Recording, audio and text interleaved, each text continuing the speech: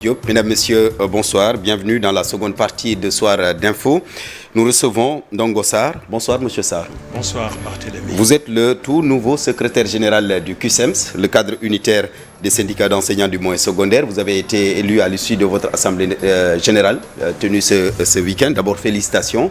Merci. Alors, vous succédez à Abdoulaye Ndoye à la tête de ce syndicat qui fait partie du G7, c'est bien cela? Tout à fait. Alors, d'abord, dites-nous votre feuille de route.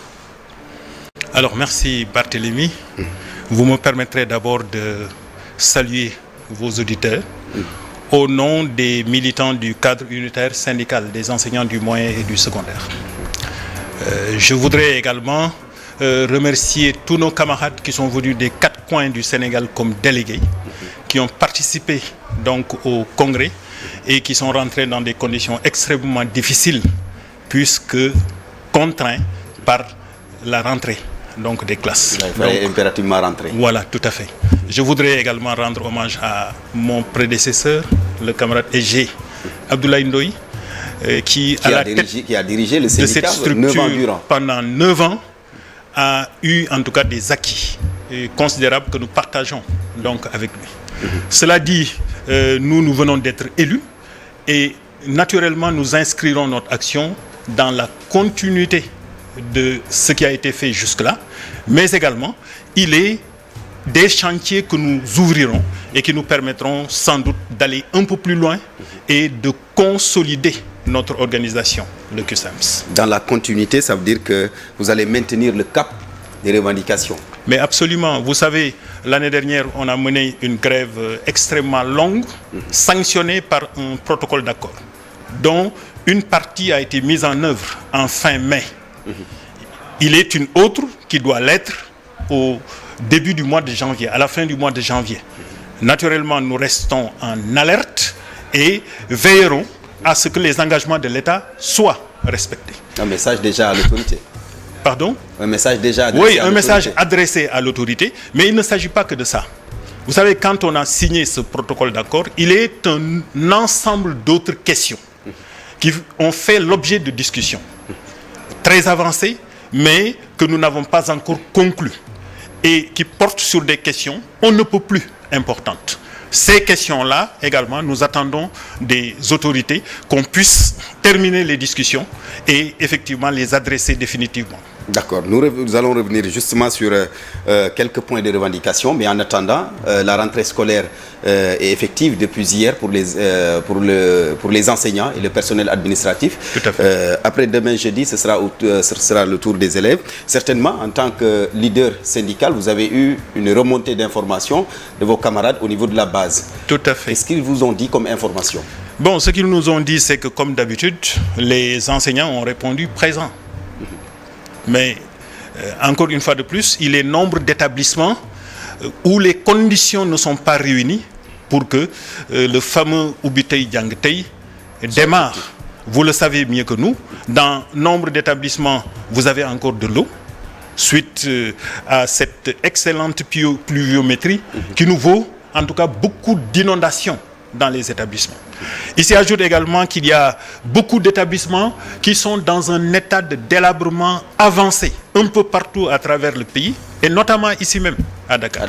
C'est le cas par exemple au lycée Thierno Seydou Nouroutal, mais c'est également le cas dans des établissements comme le lycée Limamoulaye et bien d'autres. Et les mesures que nous étions en droit d'attendre donc de l'État, il faut le dire, n'ont pas du tout été donc au rendez-vous. Et sous ce rapport, est resté les yeux fermés par rapport à la situation, tout en sachant que la rentrée scolaire arrive, c'est ça? Vous savez, les autorités nous ont habitués à tenir très souvent des discours qui tranchent avec ce qu'on trouve donc sur le terrain. Et c'est bien dommage, parce qu'encore une fois de plus, ils avaient toutes les vacances pour prendre toutes les dispositions idoines afin que la rentrée se passe dans de meilleures conditions. Mais hélas, ça n'a pas été le cas. Et le retard dans la formation du nouveau gouvernement n'est pas étranger sans doute donc à cela. Aujourd'hui, vous avez de nouveaux ministres, dont le nôtre, qui viennent juste donc d'arriver et qui sont sans doute en train de chercher donc leur marque. Alors, vous l'avez dit, un nouveau ministre qui vient d'arriver dans votre département, l'éducation nationale. Qu'attendez-vous de lui justement? Mais ce qu'on attend de lui, c'est ni plus ni moins, d'abord que le respect des accords. Ce que nous attendons de lui, c'est une écoute attentive, de manière à ce que nous puissions discuter de l'ensemble des problèmes qui secouent le système, adresser les questions de manière à nous éviter toutes sortes de crispations. Avec son prédécesseur, nous avons eu la chance, en tout cas, donc, de faire cela.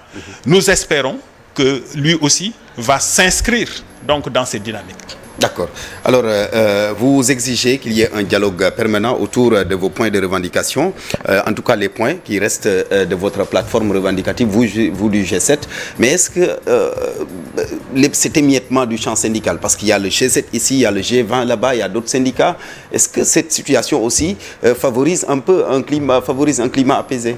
Écoutez, cet émiettement, c'est vous qui en parlez, mais nous, sur le terrain, nous ne le constatons pas. Vous savez, depuis les élections de représentativité qui se sont tenues en 2017, vous avez un groupe de 7 syndicats qui sont sortis représentatifs et qui portent les revendications des enseignants avec brio. Et ce G7 est censé être l'interlocuteur du chef de l'État. Absolument, tout à fait. Et c'est cela qui nous a valu les accords historiques que nous avons signés donc l'année dernière avec le gouvernement du Sénégal. Donc sous ce raccord, ce problème-là, il ne se pose plus depuis ces élections de représentativité. D'accord. La question du déficit des enseignants est signalée à tort et à travers, surtout au niveau des zones reculées. Aujourd'hui, vous du QCEMS, vous travaillez à la base avec vos camarades bien sûr. Est-ce que vous avez relevé un peu ce déficit et dans quelle localité ce déficit-là se fait le plus sentir? Mais vous savez, ce déficit, il est réel, malgré les dénégations de certaines autorités. Et nous autres qui sommes sur le terrain, le gouvernement s'était engagé aussi à recruter 5 000 enseignants par an. Oui, mais vous savez, au moment où le gouvernement s'engageait à recruter 5 000 enseignants, figurez-vous que le déficit était estimé à 40 000 sur les 5 prochaines années. Donc après le recrutement de 5 000, il restait encore, pour les 5 prochaines années, à recruter 35 000 autres enseignants. Oui, parce qu'il y a des enseignants qui sont souvent détachés, il y a les décès, ainsi de suite, ce qui fait que le gap devient de plus en plus, se fait de plus en plus sentir. Oui, il y a ces cas que vous évoquez, mais le problème, il est plus profond que ça. Il est un déficit structurel. Aujourd'hui, si le système fonctionne, mais nous le devons quelque part à la vaillance des enseignants du Sénégal. Vous allez dans tous les établissements, mais il y a des réductions horaires qui sont opérées, dont la conséquence est une surcharge de travail donc pour les enseignants. Et c'est ce prix-là, payé par les enseignants, qui permet de faire fonctionner les écoles. Vous savez, dernièrement, autour d'une table, je discutais avec un IA de la région de Matam. Un inspecteur d'académie. Un inspecteur, je crois que c'était un IF, qui me disait, vous savez, EGSA, moi, mon défi, c'est de faire en sorte qu'à la rentrée, j'ai au moins un enseignant par école, quel que soit le nombre de classes. Cela veut dire que même si j'ai 4 classes, mon défi à la rentrée, c'est d'avoir un enseignant par école. C'est pour dire jusqu'à quel point le déficit, il est criard. Et les autorités sont au courant. Mais absolument, puisque je vous ai dit que les chiffres que j'ai donnés tantôt, mais ce sont ces autorités elles-mêmes qui nous les ont donnés. Et c'est pourquoi moi je suis un peu surpris. À ce rythme-là, est-ce que ce sera facile à régler? Parce que le déficit sur le terrain, quand même, au moment où on continue de construire des écoles, la demande en enseignants se fait de plus en plus sentir. Oui, mais il suffit juste d'avoir de la volonté. Quand on veut, on peut. Ce qui s'est passé avec nous l'année dernière en atteste.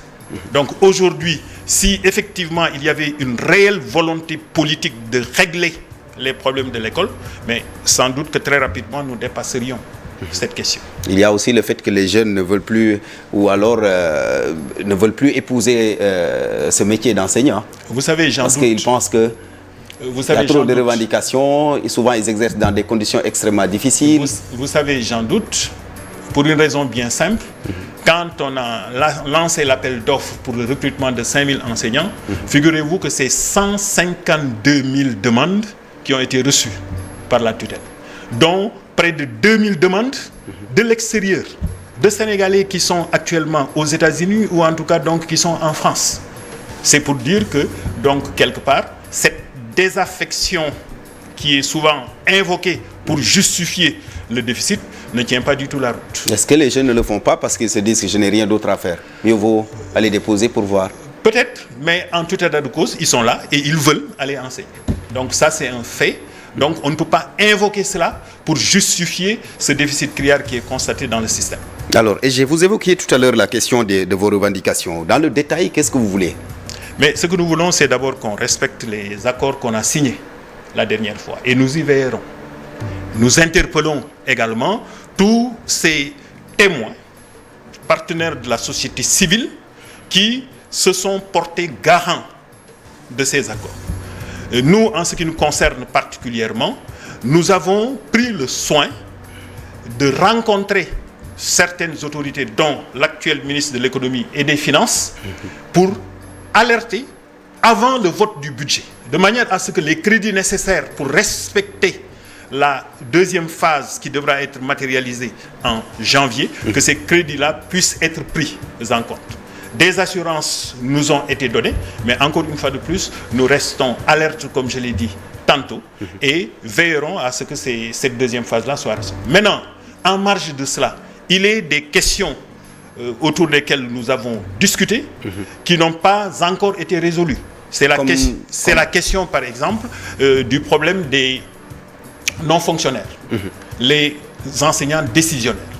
C'est des camarades qui rencontrent des difficultés extrêmes qu'il nous faut très rapidement dépasser. Parce qu'il est une disposition, une circulaire donc, qui a été prise en 1969, figurez-vous, qui est aujourd'hui devenue totalement caduque et qui les maintient dans une situation de précarité, dans des difficultés extraordinaires. Donc juridiquement, il faut revoir leur statut. Mais absolument, c'est tout cet arsenal-là qu'il faut revoir pour faire de ces camarades-là carrément donc des fonctionnaires. Qu'ils aient exactement le même traitement que les fonctionnaires. Il y a la question de la formation diplômante aussi. Où la formation diplômante également pose un réel problème. Et c'est pourquoi nous interpellons les autorités, notamment sur la mise en position de stage, mais également sur la formation des chargés de cours. Il est vrai que dernièrement, il y a une annonce qui a été faite pour la formation des chargés de cours, mais pour les autres, ils attendent, alors qu'ils sont pas moins de 3000 à attendre effectivement que d'être formés. Et nous appelons les autorités à ne pas former simplement les chargés de cours, mais à faire en sorte que ces autres camarades également qui sont titulaires de diplômes académiques et qui attendent, qui depuis 2, depuis 3, depuis 4 ans, ainsi de suite, etc., mais qu'on puisse les prendre et leur offrir des opportunités de formation qui auront un impact donc, sur leur carrière. D'accord. À vous entendre parler, on a l'impression que le gouvernement n'a rien fait par rapport à l'application de vos revendications, justement. Si on entend un peu les autorités, c'est à la limite un autre discours pour dire que pratiquement les revendications ont été satisfaites ou alors certains points sont en train d'être réglés. Ils vous accusent même de mauvaise foi. Est-ce qu'il ne faudrait pas vider tout cela? Essayer de savoir les questions qui ont été réglées et les questions qui sont en phase d'être réglées aussi. Écoutez, nous voulons être objectifs. Il est une partie des accords qui effectivement a été matérialisée. Mais j'ai dit, même pour cette première phase, il reste encore des termes de l'accord qui n'ont pas été respectés. Je donne un exemple. Oui, mais je ne voulais pas avoir tout aussi au même moment. Mais écoutez, quand on prend des engagements, on les respecte. Oui, mais ça... Quand on prend des engagements, on les respecte. Aujourd'hui, nous avions discuté de la valorisation des fonctions dirigeantes. Vous avez des enseignants qui, depuis le mois de mai, n'arrivent pas à percevoir l'indemnité de suggestion qui leur a été octroyée. Pourquoi? Parce qu'ils dirigent des établissements qui n'ont pas été catégorisés. Or, tant que ces établissements ne le seront pas, il ne sera pas du tout possible de déterminer le montant de l'indemnité de suggestion qu'ils doivent percevoir.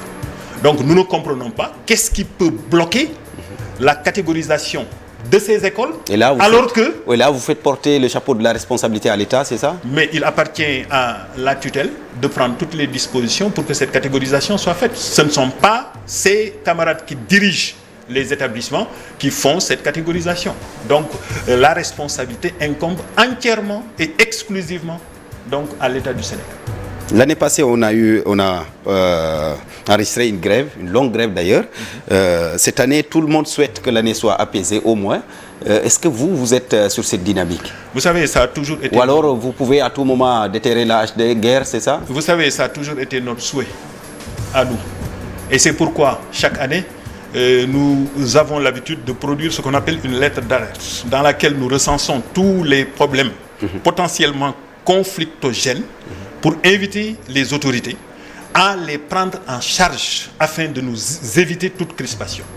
C'est parce que chaque année, cela ne sert pas à grand-chose, que l'État fait la sourde oreille, que de guerre lasse, nous sommes très souvent obligés d'user de la grève, que nous détestons pour une raison bien simple.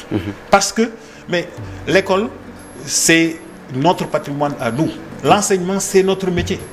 Et quand nous sommes obligés de partir en grève, mais c'est justement parce que nous n'avons plus le choix. Mais là aussi, est-ce que vous pensez à l'avenir des enfants, puisque ces mêmes enfants même ont organisé des grèves l'année passée pour dénoncer votre grève justement?